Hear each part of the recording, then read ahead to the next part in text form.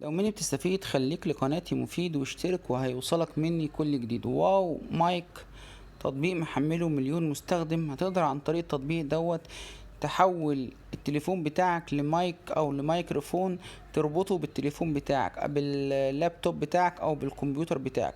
التطبيق ده هيحول لك تليفونك لمايك، تقدر تسجل صوت، تقدر تسجل فيديو، تقدر تكلم حد سكايبي.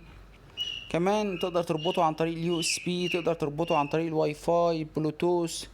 كل دي طرق ربط التليفون، وفي اعدادات كتيرة موجودة داخل التطبيق. والصوت عشان تقدر تخلي الصوت نقي وكويس جدا وبسهولة.